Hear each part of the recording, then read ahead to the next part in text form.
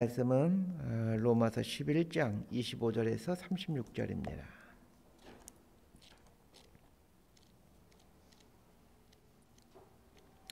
로마서 11장 25절에서 36절까지 말씀 번갈아 가며 읽습니다. 제가 먼저 읽겠습니다.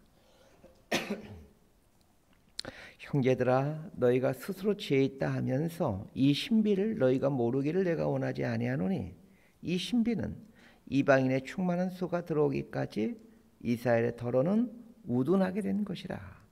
그리하여 온 이스라엘이 구원을 받으리라 기록된 바, 구원자가 시온에서 오사 야곱에게서 경건하지 않은 것을 돌이키시겠고, 내가 그들의 죄를 없이 할 때에 그들에게 이루어질 내 언약이 이것이라 함과 같으니라. 복음으로 하면 그들이 너희로 말미암아 원수된 자요, 택하심으로 하면 조상들로 말미암아 사랑을 입은 자라. 하나님의 은사와 부르심에는 후회하심이 없느니라. 너희가 전에는 하나님께 순종하지 아니하더니 이스라엘이 순종하지 아니하므로 이제 긍휼을 입었는지라. 이와 같이 이 사람들이 순종하지 아니하니 이는 너희에게 베푸시는 긍휼로 이제 그들도 긍휼을 얻게 하려 하심이라. 하나님이 모든 사람을 순종하지 아니하는 가운데 가두어 두심은 모든 사람에게 긍휼을 베풀려 하심이로다. 깊도다 하나님의 지혜와 지식의 풍성하며 그의 판단은 헤아리지 못할 것이며 그의 길은 찾지 못할 것이로다. 누가 주의 마음을 알았느냐? 누가 그의 모사가 되었느냐? 36절까지 함께 읽습니다. 누가 주께 먼저 드려서 갚으심을 받겠느냐? 이는 만물이 주에게서 나오고 주로 말미암고 주에게로 돌아감이라. 그에게 영광이 세세에 있을지어다. 아멘. 로마서는 믿음으로 구원받는다 라는 주제를 다루고 있는데 두 부분으로 나눌 수 있습니다. 교리와 실천 부분으로 나눠지게 됩니다. 1장부터 11장까지는 믿음으로 구원받는다 라는 것에 대한 교리, 이론을 다루고 있고, 12장부터 16장까지는 믿음으로 구원받는 자의 삶에 대한 이야기입니다. 오늘은 이 교리 부분에 대한 마지막 시간입니다. 교리를 다루고 있는 부분이 로마서 1장부터 11장까지인데 특별히 9장부터 11장까지는 이스라엘의 구원 문제에 대해서 다루고 있습니다. 1장부터 8장까지는 한 개인이 구원에 이르는 여정을 교리적으로 설명했다면 9장부터 11장까지는 민족이 구원받는 여정을 설명해 주고 있습니다. 9장부터 11장까지는 얼핏 보면 이스라엘 민족의 구원에 대한 이야기인 것 같지만 깊이 들어가 보면 이방 민족들의 구원에 대한 이야기까지 확장되어 있다는 것을 보게 됩니다. 그래서 1장부터 8장까지를 개인의 구원 교리 이렇게 이해하면 될 것 같고, 9장부터 11장까지는 민족의 구원 교리 이렇게 이해하시면 좋을 것 같습니다. 로마서 9장부터 11장까지는 이스라엘의 구원 문제인데 이 문제를 다루는 이유를 알아야 됩니다. 사실은 믿음으로 구원받는다라는 교리를 설명하기 위한 책이 로마서이기 때문에 1장부터 8장까지만 기록해도 크게 문제는 되지 않습니다. 그럼에도 불구하고 바울이 9장부터 11장까지 이스라엘의 구원 문제를 다루고 있는 그 이유, 배경을 곰곰이 생각해 보셔야 됩니다. 어제 아침에도 말씀드렸지만 이스라엘의 구원 문제를 다루는 배경을 알아야 이 본문을 비교적 정확하게 해석할 수 있게 됩니다. 바울이 복음을 전할 당시의 상황을 생각해 보면 됩니다. 이스라엘 백성들 중에 소수는 예수를 믿어 그리스도인이 되었지만 대부분의 유대인들은 예수를 믿지 않을 뿐만 아니라 심지어 기독교를 대적하고 있었습니다. 유대인들이 기독교를 대적하는 모습은 사도행전을 보면 잘 나타나 있죠. 유대인들은 교회를 박해하고 있는 상황인데 반해서 이방 지역에서는 복음이 활발하게 전파되고 있습니다. 사도 바울 같은 선교사들에 의해서 이방 지역 곳곳에서 교회가 생겨나고 있었습니다. 이런 상황만 보게 되면 하나님이 이스라엘 민족을 버리고 이방인을 선택하셨구나라는 것처럼 보여집니다. 지금 돌아가고 있는 상황은 이스라엘 민족을 버리신 것 같고 이방인을 선택하는 것처럼 보여지게 됩니다. 그럼 이제 심각한 질문이 생깁니다. 구약 시대에 하나님께서 이스라엘을 선민으로 택하셨는데 그럼 하나님이 택한 선민을 버리실 수가 있는가? 라는 이 중요한 신학적인 질문이 생겨나게 됩니다. 이스라엘의 문제뿐만 아니라 이것은 믿는 자든 우리들에게도 영향을 미치게 되죠. 하나님이 한 번 택한 사람을 과연 버릴 수가 있는가? 라는 이런 문제로 연결이 되어지게 됩니다. 이런 질문에 대한 답을 제공하는 것이 로마서 9장부터 11장까지입니다. 자, 오늘 본문인 25절 말씀 함께 읽겠습니다. 시작. 형제들아, 너희가 스스로 지혜 있다 하면서 이 신비를 너희가 모르기를 내가 원하지 아니하노니 이 신비는 이방인의 충만한 수가 들어오기까지 이스라엘의 더러는 우둔하게 된 것이라. 25절에 나오는 형제들아 라는 말로 나오는데, 형제들이란 이방인 그리스도인들을 말합니다.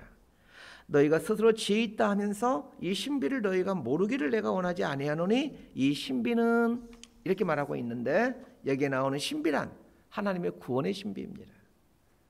로마서를 통해서 바울이 계속해서 강조하고 있는 것은 구원은 하나님이 주도해가는 사건이라는 것입니다. 인간의 측면에서 구원을 이루어가는 것이 아니라 하나님의 구원을 이루어가셨다는 것입니다. 그렇기 때문에 구원은 신비인 것입니다. 인간의 편에서 구원을 이루어간다면 그건 신비가 될 수 없지요. 하나님이 구원을 이루어가시기에 구원은 신비입니다. 그런데 우리가 구원받은 자로서 신앙생활을 바르게 하기 위해서는 이 구원의 신비를 반드시 알아야만 한다는 것입니다. 하나님이 이루어가시는 구원의 신비를 알아야만 하나님의 구원받은 백성으로서 온전하게 또 바르게 신앙생활을 해갈 수가 있기 때문입니다.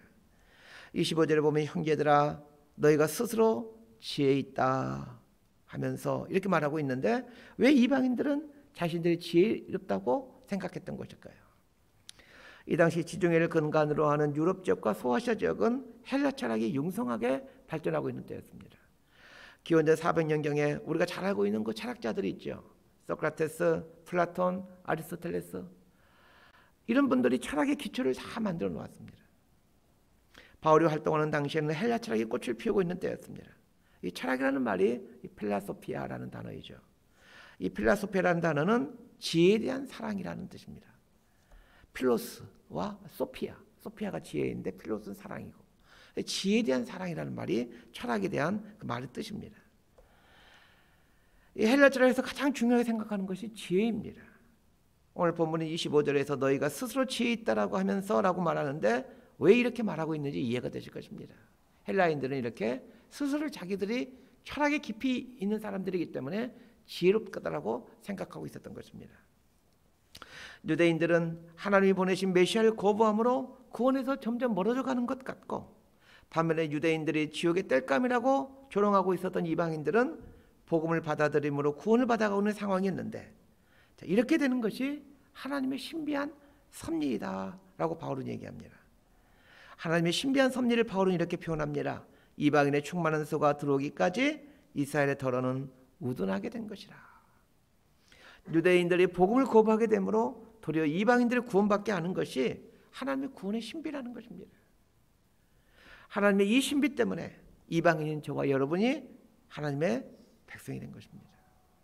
달리 말하면 하나님은 유대인들이 복음을 거부하는 것을 사용하여 이방인들을 구원시켜 가시더라는 것입니다. 이것이 구원에 대한 첫 번째 신비입니다. 두 번째 신비를 보십시다. 자, 그러면 유대인은 계속해서 복음을 거부함으로 하나님의 구원에서 멀어진 사람들로 살아가게 되는 것이냐라는 질문이 생깁니다. 이것에 대해서 바울은 그렇지 않다라고 말합니다. 이방인들에게 하나님의 긍휼이 임하는 것을 보면서 언젠가는 유대인들도 하나님의 긍휼을 입게 된다는 것입니다. 그것이 31절 말씀입니다. 우리 31절 말씀을 함께 읽도록 하겠습니다. 시작. 이와 같이 이 사람들이 순종하지 아니하니 이는 너에게 베푸시는 긍휼로 이제 그들도 긍휼을 얻게 하려 하심이라. 바울이 깨달은 하나님의 구원의 신비 두 번째는 결국에는 유대인들도 하나님께 돌아오게 된다는 것입니다. 결국 유대인의 넘어짐으로 이방인이 구원을 받게 되었고, 이방인에게 베풀어진 긍휼로 인해 결국에는 유대인도 구원받게 된다라는 것이 바울이 깨달은 이 하나님의 구원의 섭리의 큰 그림입니다. 결국 유대인에게도 그리고 이방인에게도 복음이 들어가서 모든 사람들이 하나님의 구원받은 백성으로 살아가게 된다는 것입니다. 여기서 오해하지 말아야 될 것이 있죠. 모든 사람들이 구원을 받는다는 것이 아니라는 거예요. 모든 사람들에게 하나님의 이루어진 구원이 선포되고 구원의 기회가 주어진다라는 말이지, 모든 사람들이 구원을 받는다? 그런 것은 아닙니다. 하나님, 예수님을 거부하는 사람들은 구원이 이루어질 수가 없죠. 하나님이 유대인에게서 이방인에게로, 다시 유대인에게로 구원이 이루어져가는 것을 이제 이 묵상하다 보면 하나님께서 아브라함에게 해주셨던, 우리가 너무 잘 알고 있는 그 첫 번째 말씀이 생각이 납니다. 창세기 12장 2절과 3절 말씀, 너무 유명한 말씀인데 제가 한번 읽어드립니다.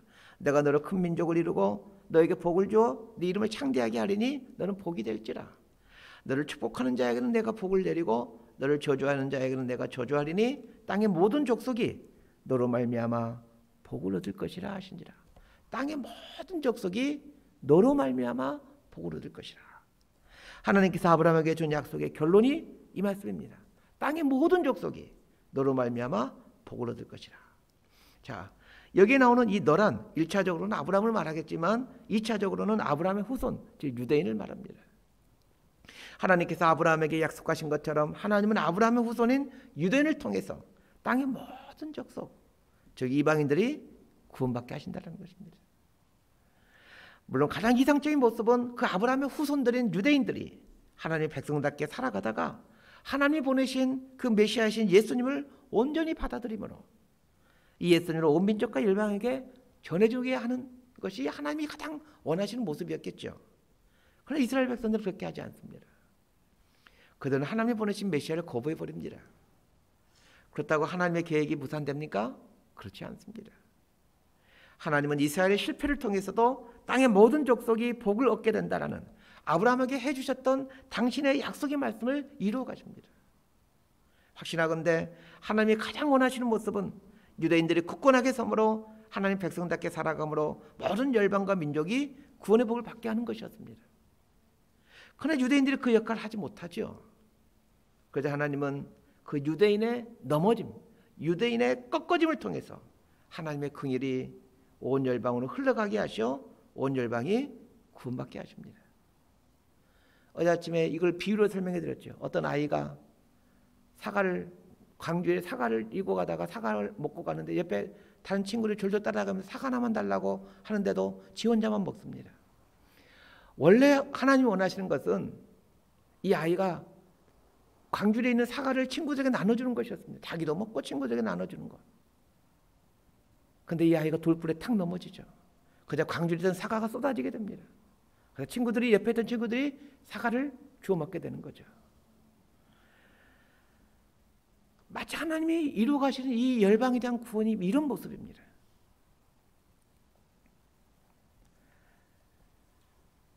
하나님은 이 유대인의 넘어짐, 유대인의 꺾어짐을 통해서 하나님의 긍휼이 온 열방으로 흘러가게 하시오. 온 열방이 구원받도록 하십니다. 그런데 거기서 끝나지 않고 결국에는 유대인에게로 하나님의 긍휼이 다시 흘러오게 하여 구원을 받게 하신다는 것입니다. 이것이 지난 수천 년 동안의 인류 역사이고 앞으로 전개될 인류 역사입니다. 우리는 내일 이 지구가 어떻게 될지 전혀 알 수 없지만 앞으로 반드시 일어나게 될 것은 결국에 온 이방 땅에 복음이 전파되고 유대인들에게도 복음이 다시 들어오게 된다는 것입니다. 하나님이 이루어 가실 이 일을 믿는다라면 우리는 그 옛날 실패했던 유대인의 길을 가는 것이 아니라 하나님의 온전한 백성으로 살아가므로 나에게 흘러들어온 구원의 복이 열방으로 더 나아가 이스라엘 땅으로 흘러가도록 하는 삶을 살아야 될 것입니다. 33절에서 36절까지 말씀 함께 읽겠습니다. 시작. 깊도다 하나님의 지혜와 지식의 풍성함이요 그의 판단은 헤아리지 못할 것이며 그의 길은 찾지 못할 것이로다. 누가 주의 마음을 알았느냐? 누가 그의 모사가 되었느냐? 누가 주께 먼저 드려서 갚으심을 받겠느냐? 이는 만물이 주에게서 나오고 주로 말미암고 주에게로 돌아감이라. 그에게 영광이 세세에 있을지어다. 아멘.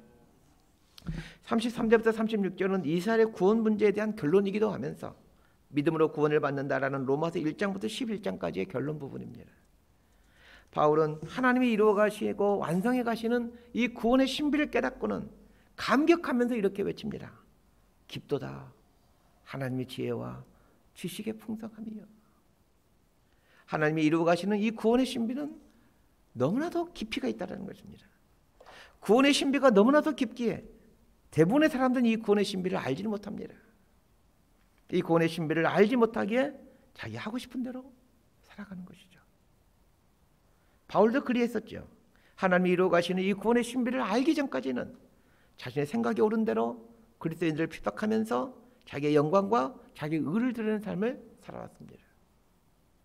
그러나 하나님이 이루어 가시는 구원의 신비를 깨달으면서 하나님의 이 깊으신 지혜 앞에 엎드립니다. 그리고는 자신이 얼마나 어리석었고 미련하게 살아왔는지를 고백합니다.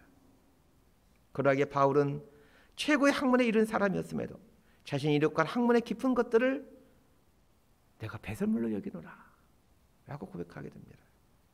그리고는 하나님이 이루어 가시는 이 구원의 신비에 자신의 삶을 동참시키는 것입니다. 하나님의 구원의 신비를 깨달은 사람은 이렇게 살아갑니다. 하나님이 이루어 가시는 구원의 여정에 자신의 삶을 동참시킵니다. 왜 우리가 여전히 나의 욕망과 욕심을 위해 살아가는지 아십니까? 하나님의 구원의 신비를 아직 깨닫지 못했기 때문입니다. 이 깊고도 놀라운 하나님의 구원의 신비를 깨닫지 못했기에 여전히 나의 욕심과 나의 이익을 위해 내가 하고 싶은 대로 살아가는 거예요. 하나님의 지혜는 인간이 측량할 수 있는 것이 아닙니다. 하나님의 섭리는 인간이 해석하고 이해할 수 있는 것이 아닙니다. 말씀 정리합니다. 하나님은 이스라엘의 넘어짐을 통해서 이방인들에게 복음이 흘러들어가게 하므로 땅의 모든 족속이 유대인을 통해서 복을 받게 된다라는 당신의 말씀을 이루어 가십니다. 인간 편에서 실패해도 하나님의 계획은 무산될 수가 없습니다.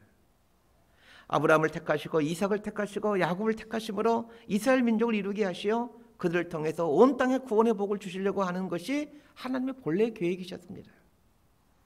그러나 이스라엘 백성들이 이 하나님의 놀라운 계획을 깨닫지 못하고 도리어 메시아를 죽여버리죠.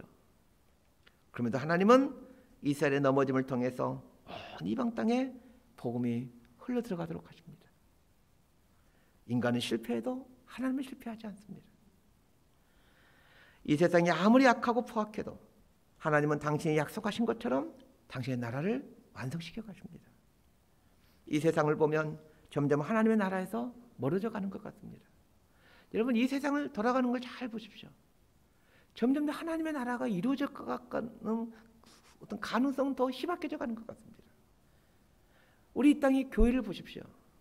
하나님의 나라가 이루어져 가야 된다면 이 땅의 교회는 더 많아져야 되고 더 교회다워져야 되고 교회 본질을 찾아가야 되지 않겠습니까? 그러나 우리 눈에 보기 그렇지 않은 것 같습니다. 그러나 하나님의 지혜와 섭리는 우리가 헤아릴 수 없습니다. 결국에는 하나님이 작정하시고 하나님이 말씀하신 대로 이루어집니다. 이 하나님을 신뢰하며 믿음으로 하나님 나라의 확장에 동참하며 살아가는 저와 여러분의 삶이 되기를 진심으로 소망하고 축복합니다.